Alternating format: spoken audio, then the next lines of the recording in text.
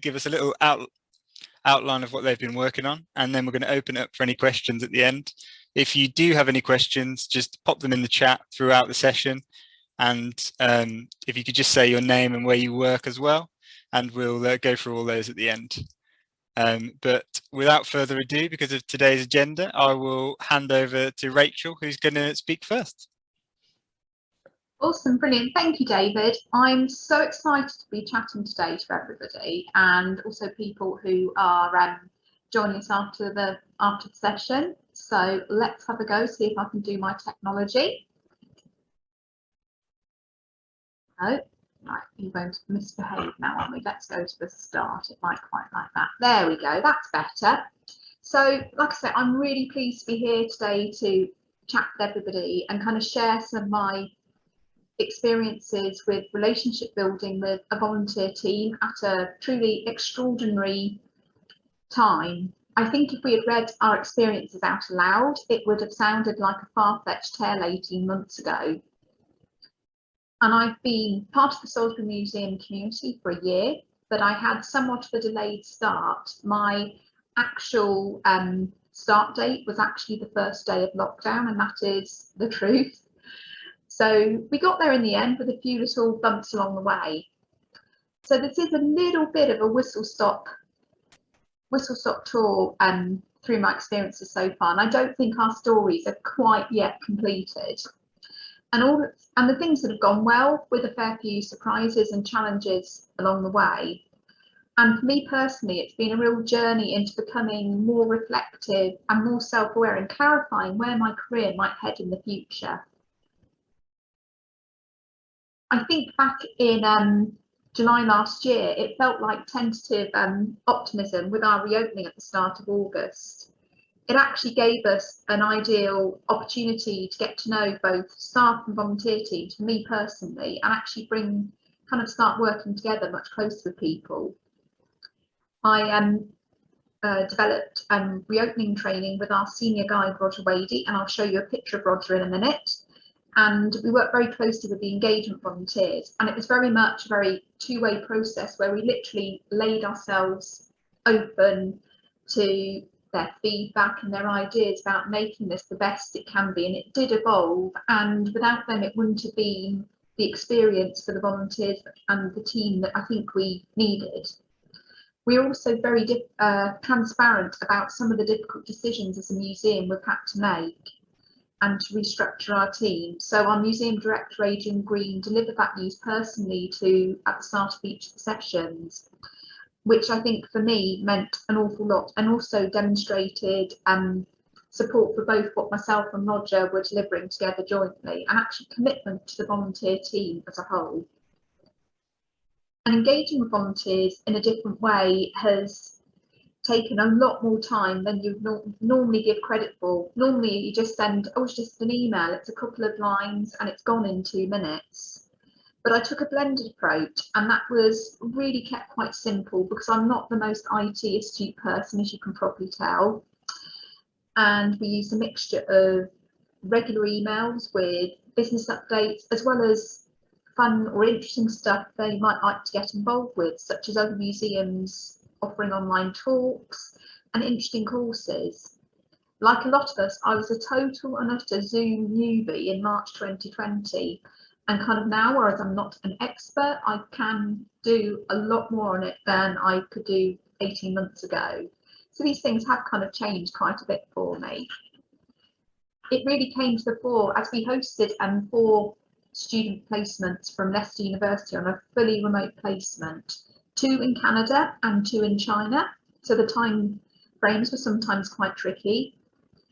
And I also trialled virtual coffee mornings with the volunteers as a result of the student placement experience. And currently we have delivered, or I've delivered, in excess of 30 hours of activities with the volunteers, including online talks given by both staff and volunteers, but also just general check-in sessions where we would just chat about stuff. And the importance of these little irrelevant chilled out conversations are so important, and we'd look at interesting things like websites and photos, but there was no set agenda, and I think that was really important because we can often spend too much time driving towards objectives and having everything so mapped out. We even had a virtual Christmas quiz, and I really wanted to include this picture of Jane, one of our lovely engagement volunteers. They don't dress up, by the way, but I'd be up for that. But she did dress up for our Christmas quiz and won best fancy dress, and I was seriously impressed with the vintage Victorian Christmas feel, and it was really lovely. And you get the fun stuff. But in the story so far, we've had some really great positive results, and I think despite the challenges, we struck the best possible balance that we could find at the time with digital communications. We had a small amount of volunteers who don't do email, so we did a bit of the hard copy print to them, and we used just general chatter on email and phone. I have one of my non-computer volunteers who does text messages, and that's her way of talking, and that gets her, and we have a really good relationship built up through that. And often it was just irrelevant chatter, but it was really quick little bites, and that's something that is just so important with that relationship building with volunteers. And we did have some face-to-face interactions, and we really valued that whole experience, and it struck real emotional resonance for us all each time, and that was really important to kind of acknowledge. And this was kind of vital to the success of the student placements, and I do count the work we were doing with them as face-to-face, as we were with them so regularly. We would have regular catch-up sessions, they would have regular sessions with the teams that they were completing project work for.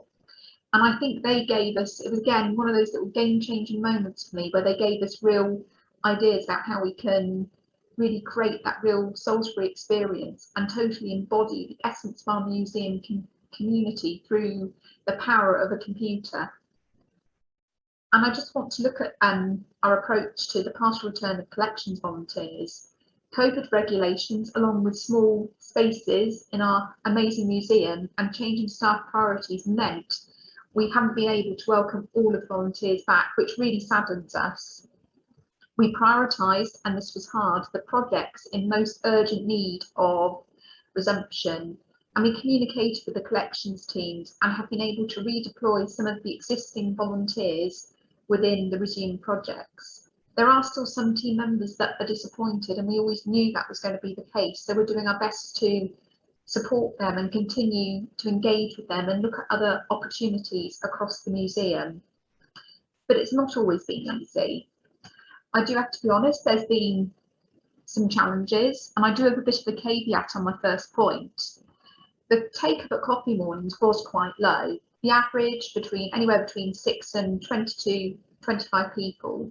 So while we had a low uptake, I did receive a lot of feedback, particularly on email afterwards, that volunteers really appreciated the range of activities we had on offer for them, even if they didn't want to or are able to check in with that experience. And the mixture of communication was appreciated. Reopening plans also meant new types of rotas, and at times they were quite complex, and we were reopening for less days and required less volunteers. So that did create frustrations for us all at the general situation, as well as difficulties with engaging with all members of the team, with a lot of us working part-time. The rota used to be made by the reception volunteer, whose role sadly ended due to the restructure. So it was fitting all of those things within my current role. And we kind of got there in places. The thing which has been most illuminating for me personally is that I'm often my harshest critic. And I think emotionally I took a lot on, as I really wanted the volunteers to feel part of the museum team, despite this odd situation we're all in. And it did lead to some challenges with figuring out our work priorities, and at times I was at risk of burnout. I want to be really honest about that. And I think the kind of saving grace here is we have such an amazing staff team, and my line manager, our director Adrian, has been really supportive, and he is approachable, and he values making proper time and spending time discussing things, but not also always giving you the solution. because that's not how you solve things. He very much takes a coaching approach to stuff. So kind of in my reflections, and this is a lovely picture of Rachel, one of my amazing engagement volunteers, and I've missed Roger. We'll go back to him if we've got time. If nothing else, this whole experience has made me far braver and actually think, yeah, I am quite tough and more up for trying new things in a work setting. I didn't think I would ever enjoy working in this really unusual way of being mostly at home and sometimes in the museum. But I have enjoyed the combination of fast changing situations and also the ability to plan and look forward to the future. And I never thought I was that kind of person. I think curiosity and being open to the different and the new has made it easier to cope with ever-changing situations. For me, it makes communication easier, and you can embrace feedback with less uncertainty and fear and be able to act on it positively. And that's something that's been a really interesting experience for me. And you know what? There's also been some really random experiences to learn from. Those beautiful interactions with people you might never see again and just see once has been really cool. And I think above all else, it's about having a sense of fun and a sense of joy for what you do and immersing yourself in what your work community or museum community does has made such a difference. And for me personally, I'm determined to take learning from everything, and it has really got me thinking in terms of my future career direction, and I now know and value the importance of CPD. So I registered for my AMA earlier this year with the Museum Association, and I'm kind of reawakening my artistic skills. I'd like to use those alongside my museum practice. But just to say thank you very much for taking the time to listen to me, and I look forward to hearing from the other panelists and also answering any comments or questions you may have. Thank you. Thank you so much for that, Rachel. If for anyone who didn't hear me say at the start, obviously we'll be welcoming questions throughout and we'll answer those when everyone has spoken. Next up, we have Eloise, who produced one of my absolute favourite projects throughout the pandemic. Which was the Caretakers, which you'll get to see a bit of when she starts speaking. But it's interesting, Rachel, you just mentioned about reawakening your artistic skills. Obviously, Eloise is practicing artist, and she's doing that all the time. And so, without further ado, Eloise, please take it away. Thank you, David. My name's Eloise, and I'm a socially engaged artist. And during the first COVID lockdown, I got really fascinated with the teams that were still in the museums and how the sort of hierarchies had shifted. I was quite interested that sort of directors weren't necessarily in the museums, but you had security teams who were there keeping track of things and looking after, and you had building teams there as well. And it felt like this extraordinary moment where they had our national treasures and collections entirely to themselves, and these completely wonderful spaces, and they were just theirs. And so I really wanted to make a project that focused on those teams in particular. So I got the support very kindly of Metal Southend, who helped me produce it. And there's a great woman there called Andrea Cunningham, who's the assistant director, and she's had 20 years experience in museums. So she said, we have to do this, we'll make this happen. So I made a 6-part audio series. Each one was between 6 and 8 minutes long, and it focused on a security guard or a member of the buildings team within 6 museums. So I worked with Museum of London, Royal Museums Greenwich, Kettle's Yard, Pitt Rivers, Southend Museums and Birmingham Museum and Art Gallery. So really nice selection. We did want to make it a bit more UK wide, but we approached people and it obviously wasn't the right time for everyone to be getting involved. I think most people were just struggling to kind of see how they'd be able to cope with the situation. So, but we had this really great selection of museums. And so I wanted to work with a participant in each, and ask them about something within the collection which resonates with them in particular. and get them to talk about it. And of course it all had to be remote, which was an added layer of difficulty, but actually something which I think in the end really added something very special to the overall feeling, because I spent quite a lot of time working with each person. I talked to them for a long time. I wrote lots of notes about our conversations. I helped direct the narrative and find areas of interest that they would want to talk about. And then I taught them how to record themselves as well while they were in the spaces on their own.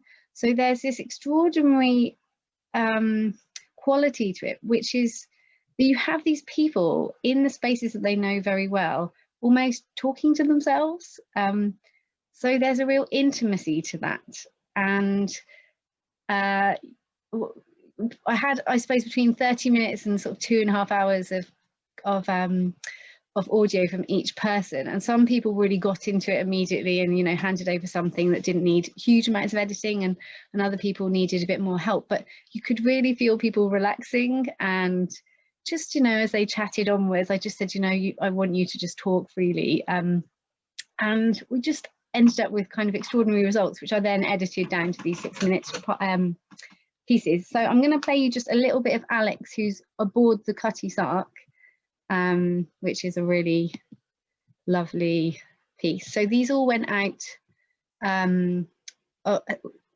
each day over 6 days over a week in August. So this is Alex.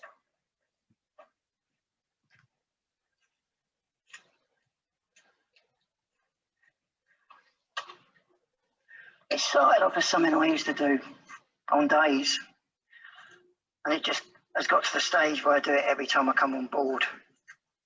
I do it for luck, really. I'm not really a religious man, nor particularly that spiritual. But I do kind of believe sometimes that bad luck finds you, unfortunately. And this is how I greet the Cutty Sark. Hello, Cutty Sark. I hope you're well. Look after me. So that's just the very beginning of his piece.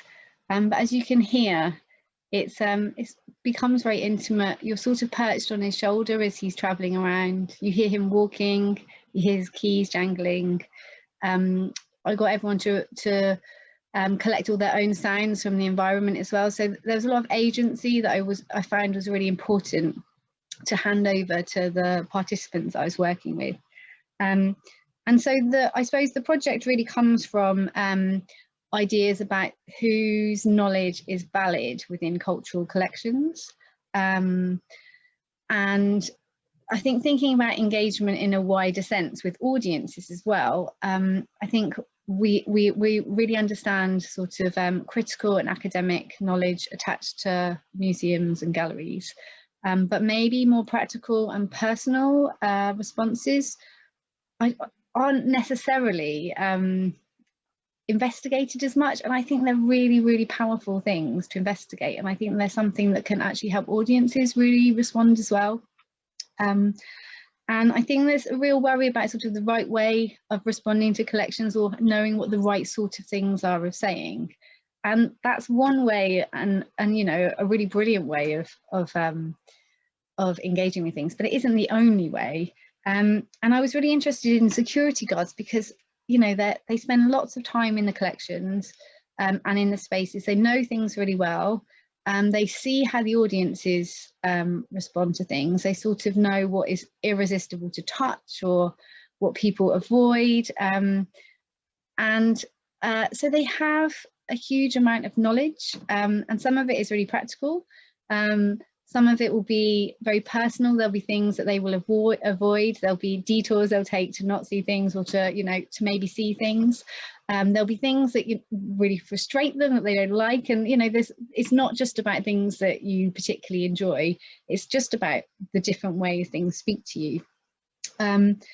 So I really wanted to get them talking about these things. And I think this really it really gave that opportunity, and I gave each of the participants quite a lot of support. So there was support when I was originally talking to them and support and encouragement when throughout the process of their recordings. There's a lot of feedback, and it's quite a close relationship with some people, and some people I still hear from as well, which is really nice. I still get emails with little updates, and I still sort of know what people are doing on their shifts, because I had quite a lot of I tended to know what they were up to. So yes, so it was really important sort of to give lots of agency, and I think something that it really did was it afforded these 6 people time to do things in the spaces that they might not have been able to do before. So Steve in Kettle's Yard, who was the buildings manager, he's usually rushing around, problem solving, fighting fires, organising things, and he was there on his own. So he spent the time trying out all the different chairs. So you had all these beautiful sounds of him sort of sitting in chairs, relaxing, thinking about maybe how comfortable they are, what you could see from there, which is obviously a really important part of Kettle's Yard. But he's never had the chance to do that before. And also, even before I got involved, it wasn't something that was, I suppose, necessarily encouraged, because he was busy doing other things. So I think it allowed sort of time of reflection. Gum, who is at Birmingham, she sat in the round room and she looked at all the portraits there who were looking back at her, and it was kind of this real moment of sort of thinking about them being the audience of her rather than her being the audience of them. And so there were each one had these beautiful little nuggets of kind of gold in some ways, of people discovering something. And also so really beautiful things, and there were really nice correlations as well. So I found out that everybody had something they said hello to, which I thought was really interesting. So once I started finding out that there were these questions to ask people, I started getting, you could mine various different areas. And so the outcome also was really interesting. So not just the audio works, but we had lots of lovely press on Radio 4 and the BBC, and the Telegraph did a lovely article, which really platformed the individuals, and the people who spoke about them really understood what I was trying to do. And very thoughtful press. We were very lucky. And it was a really nice sort of subtle interruption of hierarchy. So you had people who often didn't feel acknowledged, particularly in their work. Suddenly at kind of organisation-wide meetings being talked about in the newsletter, people encouraging people to listen to what they'd said. Their team members were very supportive. There was a real sense of sort of celebration and acknowledgement, which was extraordinary. And I think for the organisations, because there were six organisations, as a community, everyone benefited. So people would promote other people's recordings being broadcast. So it did feel like a real community, and we had lovely meetings with the different museums, with the learning and engagement teams. So there was kind of a real sort of community spirit to it all. There was huge amounts of goodwill. And I think for the caretakers themselves, we had some really positive feedback. So I think for some people, real confidence was gained from doing it. There was one of the caretakers had never felt that he could go for promotion, and he did. After this, he felt like he could go for it, and he got the promotion, which was a really lovely detail and moment from it. And for me, it was just a complete pleasure to work on and to work with the organisations, but especially the caretakers. And hopefully there'll be a part 2. There's kind of something in the pipeline, working with cleaners, hopefully, but that is all to be unveiled, hopefully at a later date. That is perfect. Thank you so much, Eloise, for sharing that. And it seems it follows on quite naturally, talking about people who maybe are slightly underappreciated, getting a sense of confidence and agency, to move on to Natalie, who at Museums Gallery Scotland is heading up the Upskilling Volunteers Initiative. So Natalie, please take it away. Thank you. I'm just going to share.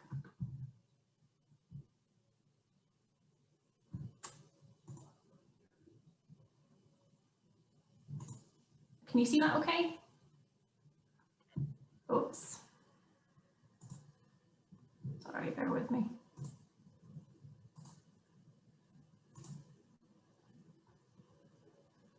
Do you see that? Oh, sorry, hold on 2 secs. After we practiced and everything, David, I do apologise.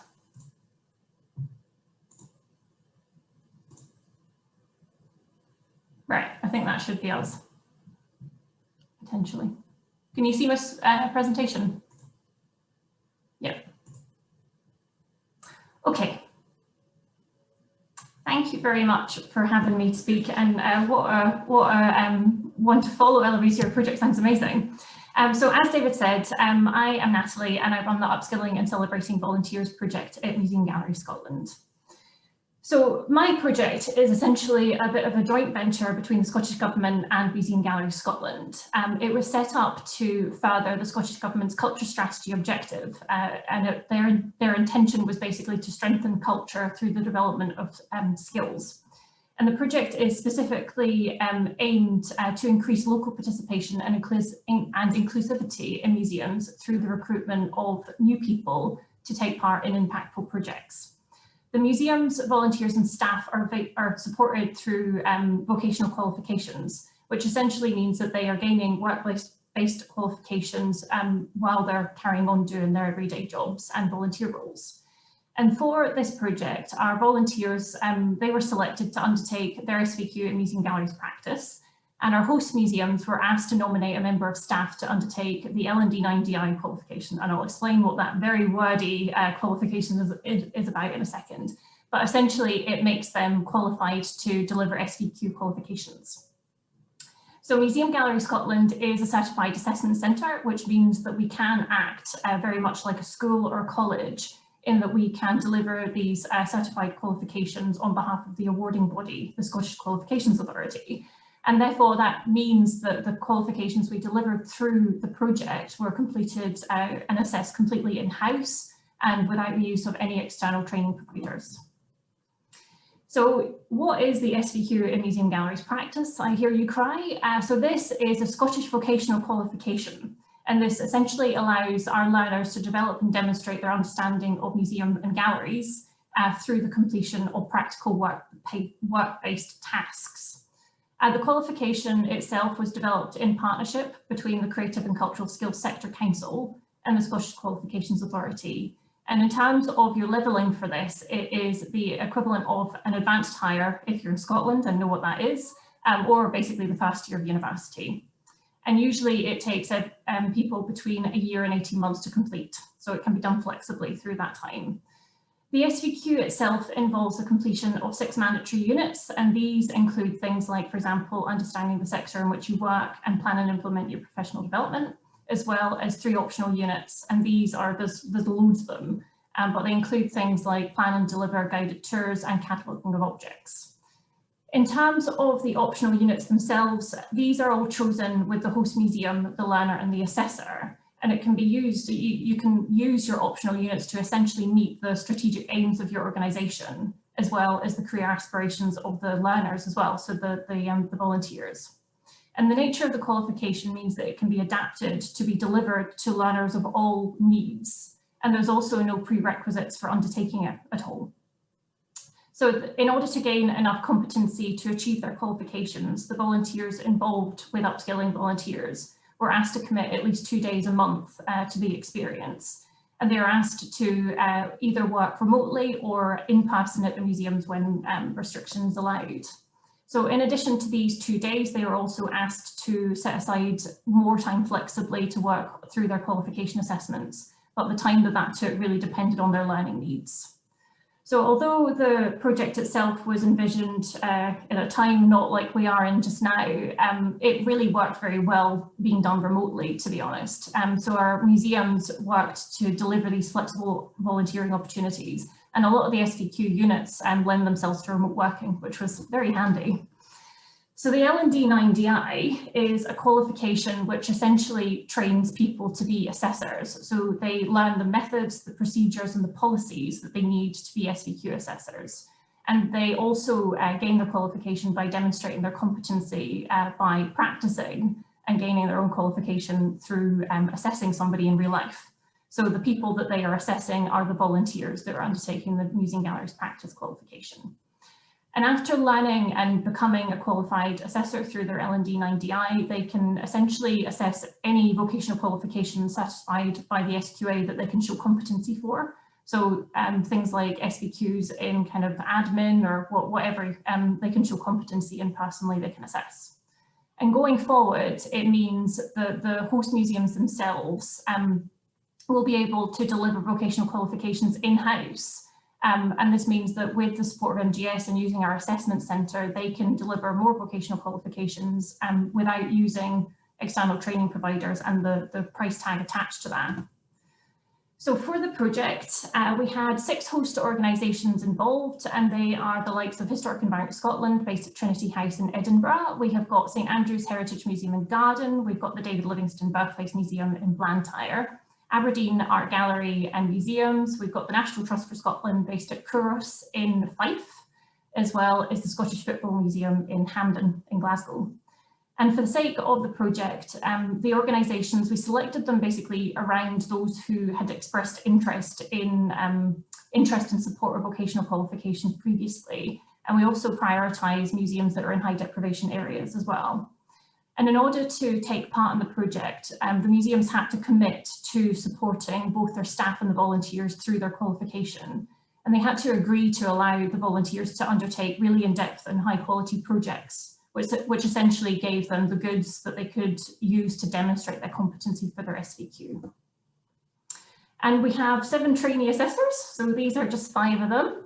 And these are professionals with a vast range of experience in museums, and they've got a lot of competency to show that they can assess museum galleries practice. Their day jobs include things like a conservator, there's curators, there's education officers, there's collections managers, and there's also kind of operations and skill development managers as well. And we also used for the project the kind of services of previously trained assessors for MGS as well. So by taking part in the project, they were able to keep up their skills as assessors. And for the kind of, in terms of the museums themselves, also part of the deal for the host organisations was that they recruited their volunteers in a way that reflected best practice. So this process involved the creation of recruitment documentation that used inclusive language, as well as advertising locally, sharing the opportunities through a network of employment equalities and disability charities as well. And due to the high number of applicants that we got for these roles, we were asked the volunteers to take part in informal interviews with their host organisations. And these informal interviews were really to make sure that the volunteers understood the commitment involved with undertaking their SVQ, and they were selected around their potential rather than any existing skills or qualifications that they had. And through this whole process, our 8 volunteers were selected. And many of them have only been in post for kind of 9 to 6 months. Some of them are really quite new, but they've already started working on projects that are, I think, pretty cool. So one of them is researching Scottish women's history for the Football Museum for a new display. One of them is researching and cataloguing a collection of historic photographs for Aberdeen Art Gallery and Museums. Another is helping to develop a tour which highlights Trinity House's connection to the transatlantic slave trade. And another is researching and writing interpretation for the redisplay of the St Andrews Museum Heritage Museum and Gardens. As well, I mean, we've had our volunteers are also undertaking additional experience based around their interests and kind of conversations that they've had with their supervisors. And this includes developing and running workshops and becoming key holders for their museums. And our testimonials so far have been very positive, which is good. So the volunteers have really enjoyed the range of skills that they've gained and the responsibility that they've been given. And they also feel really valued and supported by their organisation, and they're really proud of their contribution, which I agree is rightly so. And in gaining the kind of qualification was a big draw for a lot of these volunteers, and so far their expectations have been met in terms of what they wanted to do with it. So in terms of our trainee assessors, they've also said that they really enjoyed working one-on-one with the volunteers, and I think everybody always agrees with volunteers, the fresh perspective is fantastic. And they also feel really positive about having their own qualification to work towards, particularly kind of during a really challenging year and a half. So in addition to these kind of personal experiences and the kind of benefits of the qualification, there is also a lot of benefits in terms of this project for the host museums, Museum Galleries Scotland, as well as the wider sector. So for our host museums, having a volunteer that is working towards a qualification has really led to an increase in return in their investment in terms of volunteer induction and supervision, because the volunteers are essentially committing to a fair amount of time periods to do their qualification. The qualification itself also lends itself to really high quality and structured projects, which is really good for helping some of these organisations meet their strategic aims. For Museum Galleries Scotland, it has allowed us to build on the success of kind of past inclusion projects like Skills for Success. And it's also increased the pool of assessors that we have. So these very well qualified museum professionals who can then go on to assess museum galleries practice. And for the sector as a whole, we were really keen to try and increase the profile of the SVQ museum galleries practice. And we kind of hope that the awareness of this, the quality of this qualification, will allow it to start be seen as a benchmark for kind of entry into the sector. And by allowing people to undertake it flexibly, it means that, you know, we can start to reduce some of the barriers for entrance into the sector so that it will hopefully become kind of more inclusive, fair and diverse in terms of the workforce.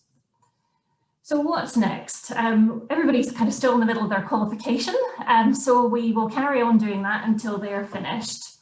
But in the meantime, Museum Galleries Scotland is still continuing to champion the Museum Galleries practice qualification. And we've been working with the Creative and Cultural Skills Council to try and turn it into a modern apprenticeship. And this week we found out we're successful. So this essentially means that this is funding, which means that staff in museums can then undertake their Museum Galleries practice, which is paid for by Skills Development Scotland. We're also continuing to deliver other qualifications. So we do a modern apprenticeship in digital marketing that's currently open for recruits if anybody is interested north of the border. And just to say, since this is still ongoing, but if you do want to be kept up to date with what's going on with upskilling volunteers, we do have a newsletter. So I would encourage anybody that's interested in vocational learning at MGS to sign up for that. And these are my details if anybody wants to get in touch. That's me. Thank you, David. Thank you very much. My screen just went black then and I was really panicking that I'd lost everyone, but I am still here. Right, so if I hand over finally to Derry from Powderham Castle, who is talking to us about a slightly different area in this broad field we've all been talking about, and then we'll open up some questions and a bit of a broader chat at the end. Derry. Cool, thank you. And yeah, as with everyone else, thanks for having me along to talk. And thanks for talking to me for the first half an hour. It's fascinating to hear about all the other projects. In terms of what I was going to talk about today, I haven't got any presentations or anything, so it's just 10 minutes of me sat here talking, I'm afraid. But I wanted to run through the virtual internships that we've been running at Powderham for the last 18 months or so. To put it into some context, going back to before the world existed on Zoom, Powderham has always worked really closely with local universities. The relationship, though, was always that the universities were getting in touch with us and saying, look, our students are studying X at the moment, can we come because we think there might be a link? And so we were getting close to hundreds of students coming through each year as part of modules and case studies. Powderham's really lucky in that it sits just below Bristol, so we get people coming down from there, and then we've got Exeter and Plymouth more locally as well. So we've got a hub around us of students that were engaged. But every time we'd say yes, we'd encourage them in, they'd come, they'd study, they'd work, we'd maybe do some presentations, we'd let them into the archives, we'd answer their questions. And then at the end, without fail, would be handed 30 or so essays of a few thousand words each, all around the same theme, all around the same basic structure.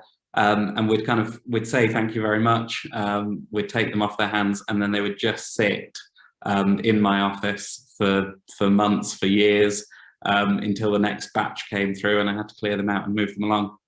And so we decided at the start of the first lockdown to do something about that, and we launched a project called the 100 Objects Project, which had taken the last year's students from Plymouth University, had all produced essays that studied one object, which meant that we actually had different essays for once. They all focused on a different area.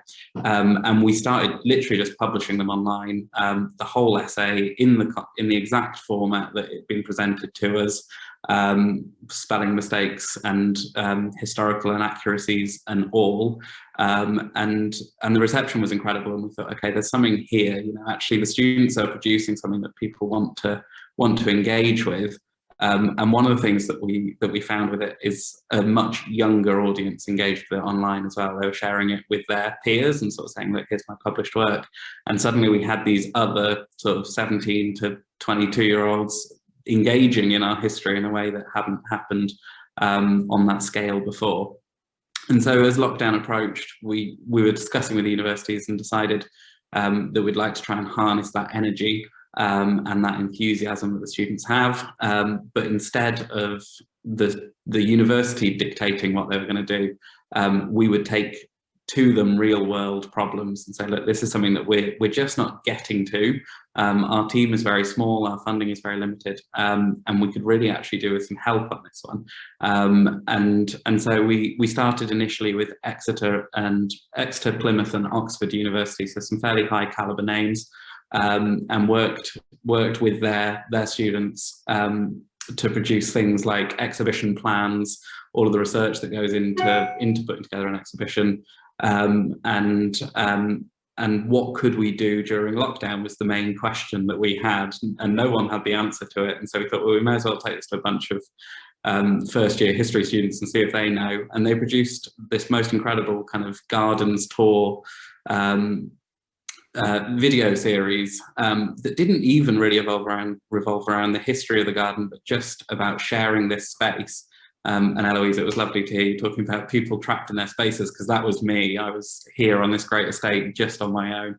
And so finally we found that kind of ability to share some of that without it needing to be kind of history related, and we were able to move beyond that and become this kind of natural space and lead guided virtual meditations and things. It was fairly phenomenal, and an idea that we wouldn't have had on our own. So last year we had 12 students with us on these virtual internships. This year it went so well that we took on a few more, so we've got 22 now that have been working with us, and they can be anything from 2 to 3 weeks or 6 weeks over the summer. And we've got a couple starting, I think one of them might even be on the call, who's about to undertake a year with us as a placement. And in terms of the breadth of things that they're willing to do is just incredible. I can't emphasize it enough. There's no set routine. What we do say though is that it has to work for them as a vocational experience. There's no point getting them in and showing them, sort of stuffing them in a corner and saying, can you just go through all of this? We wanted to leave them with skills. And so again, listening to the volunteer programme in Scotland is kind of, we're one level below that. There's no official qualifications, but we tapped into that same thing if we wanted to provide them with something they could take away. And so our commitment was that everything had to be research and development. We don't do any research only options. There has to be something tangible that the students leave with, whether that's a guidebook that they've written, whether it's an exhibition that we can put on display, whether it's audio materials, whatever it is, there's something that they can take to their next interview and say, I made this, this is what I'm capable of. In terms of building the project structure though, is in the first year, it's something that I led quite intensely on my own, and sort of said, this is exactly how I want you to work.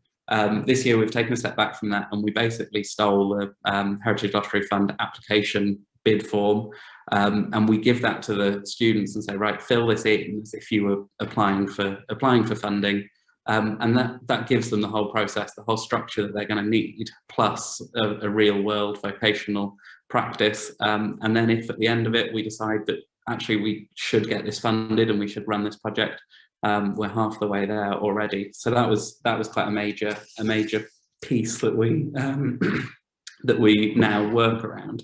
And then the final thing that I was going to talk about was that idea of funding. So no student will work for us for free is another one of our pledges, and sometimes that means that the university will actually back it. and they will pay a slightly above living wage rate. Where the university is unable, we will pick that up. We will cover the expenses, we'll provide the accommodation. We want to make sure that the students feel just as kind of valued as any other member of our team.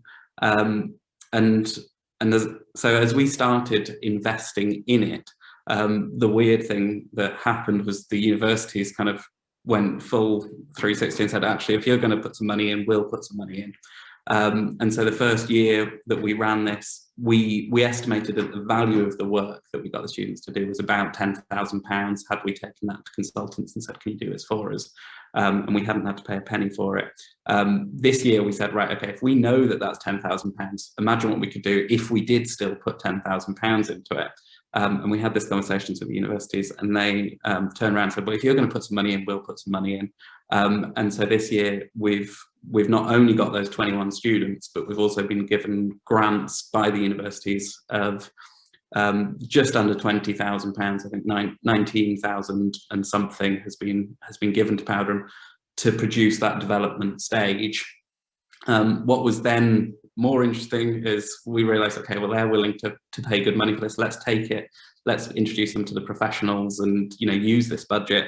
The professionals that we introduced them to then turned around and said, well, actually, if you've got some money coming from there, some money coming from here, we can do this for you at a special rate. You know, we'd like this to be part of our CSR work. And so I'm currently, as of last week, I'm sitting here with this grant that was given to me to invest in specific British Sign Language tours. The company who's producing for won't charge me anything for them, and I'm now trying to find a way to spend this money that we've got whilst the students are kind of just doing everything off their own back. And so it's an amazing kind of network that started to build around this idea of everyone sort of helping together vocational experiences. The marketing that comes with it has been incredible. I've been sworn to secrecy, but we have yesterday we heard that we've won quite a good award for this, which will be being announced later in the year. But that kind of national recognition has come from it as a result of just this snowball effect.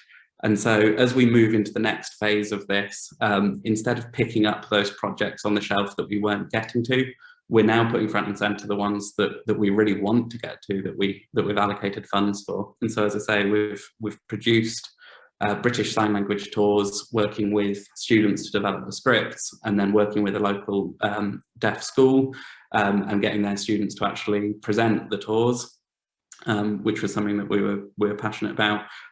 We're also working with Plymouth University on introducing a suite of new digital interpretations for the castle. We've had a volunteer engagement plan written for us by volunteers and students working together. And then as of last week, I've just been sent 3 new education school packs that are ready to go out, all of which were things that we were, as I say, actively looking to pursue anyway. And we've just been able to elevate above and beyond. So there's no particular message really to my talk. It's more just a case of, you know, what I say to everyone is having that open communication with the universities, getting in touch, because there is such a ripe audience there. And what I really, really hope is that we're introducing this new generation into a world of, you know, into a career in the heritage sector. So many of them, the students I've spoken to, have said that they've been doing their history degree. Their intention was that they'd then go off and maybe become a teacher, and that was how they were going to use it, maybe. That are now turning around and saying, actually, you know what, we're pursuing this. And as of the 12 from last year, I've had 3 requests this year for references from museums across the country, and so they are following up, they are going on and taking this on. So it's quite a powerful thing to be involved with, and it's a privilege and a pleasure, and it's wonderful to share it with you all as well. Thank you, Derry. Thank you so much. I feel at this point like I should probably get this message printed on a t-shirt, but if you have any questions, just pop them in the chat and we will answer them. Just while we wait to see if anyone does have any questions, a few of the sort of threads that I could see coming through that with this idea of maybe sort of non-conventional education being a great route into this sector for a lot of people. Whether, I know, Derry, you're obviously talking about students who have been to uni, but obviously Natalie, you were saying people from all different levels of education doing the courses. And do you think as a sector that people need to start thinking that volunteers or staff won't necessarily have a master's degree in heritage management. Maybe they do need to have all sorts of skills from all sorts of different backgrounds. I don't know if anyone fancies fielding that first. I'll jump in on that if you don't mind, just quickly, because the thing that drives me to lead this vocational programme is that my background is nothing to do with history. It was all very commercial. I joined Powderham to help renovate their cafe 5 years ago. I never thought that I'd then be sort of sat in this chair running the whole place.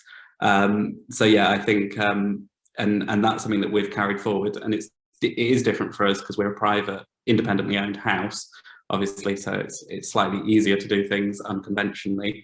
But what I'd say is, in the last 5 years since we've been here, we've built a whole team of incredible department managers, none of whom have the relevant degrees, but they all came with this vision of what they'd like to do with this space and what would make them want to come to it. And that's how we run Powderham. But like I say, I know it doesn't work for everyone, but it's working so far for us.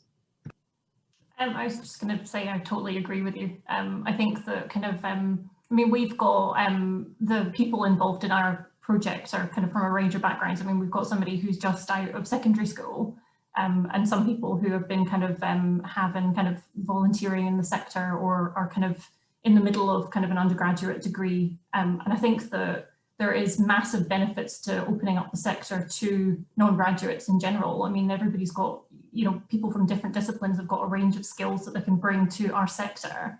And those skills tend to be sometimes a little bit, you know, we don't have them in-house. And, you know, I mean, as Derry, as you're kind of saying, I mean, if you're bringing all these skills of kind of business and, you know, customer service and, you know, the enthusiasm for the sector is, in my opinion, should be kind of enough. And if we did have kind of qualifications like the SVQs that are underpinned by practical skills and experience, then I completely agree with you. Thank you both for that. Oh, Eloise, did you want to? Just a quick addition, because I really agree with this as well, because I think also if you come from a slightly different discipline, or you're new to something, you just don't really necessarily know the structures and the rules, and you don't know what you're sort of not breaking, but as in what you're kind of pushing through, and that's really interesting. I think that you kind of, to not know the structures means that you make quite interesting decisions. So yeah. Thank you for that. And one other thing I was just going to pick up on before we run out of time. I know that obviously Rachel and Eloise, the things you were talking about were both things that responded to the pandemic specifically. And do you, from both of your experiences, and I know obviously Eloise, you talked about the person who applied for a promotion and got it, which is a lovely story. But do you think that's been one of the sort of inadvertent things that the pandemic's actually delivered, is that some people have developed a bit of confidence that they probably wouldn't have, and remote working has sort of facilitated that in a way we couldn't have imagined?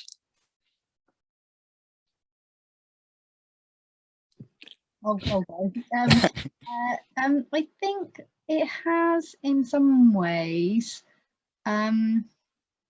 Well, I think particularly to the Caretakers project, it did happen during COVID, and the project itself existed in the lockdown, but I didn't want it to be explicitly about that. I wanted that to be the landscape rather than the subject, which I think comes across. People don't really talk about it, and I didn't particularly want them to, unless it was relevant. But I do think new opportunities have come up for people, and within this project, everyone had to sort of reevaluate how things were done, and you're giving people different skills that they wouldn't have necessarily had to use or learn before. So yes and no, I would say, but maybe Rachel has some other thoughts. I think it kind of comes on the back of working with student placements. We had our 4 amazing Leicester students, and I've got now 2 more starting next week. You know what, I think it does get you to really stop and actually think about what you're doing, because you do have to do that within the kind of, we've had to do that at points within the pandemic situation. We've not been able to necessarily work from my side of things throughout. So it's been interesting. You take that step back, you look at what you're doing actually, and the thing that really got me was the having some really quite difficult conversations with the students about career and career opportunities, and it can sometimes be quite tricky chatting about it, because when they see what the figures, I think, on the redundancy tracker with the MA is like over 4,000 people have been made redundant in the kind of wake of the pandemic, and I think some of that is not just pandemic. I think there was money and financial pressures coming before then, but actually having those discussions and talking about hope and being positive, I think those are some of the real learning things. It's not just about kind of delivering a great experience for the students. You need to be able to keep yourself in a really kind of positive and operational frame of mind, and actually if you can't do that, then you can't kind of really kind of give that sense of learning experience, both whether it be students or volunteers that you're kind of engaging with, and visitors as well. So I think that's been really interesting for me, that kind of sense of hope and positivity. That's perfect, thank you. I'm getting the impression, despite my constant attempts, I don't think we're going to get a question in the chat, and I think our hour is almost up. So I think this is just the perfect time to thank you all so much for joining us. It's been really interesting to hear what you've got to say. And thank you everyone who has joined the call to listen live. And I imagine there's going to be a very big audience listening to this afterwards when everyone hears how good it's been.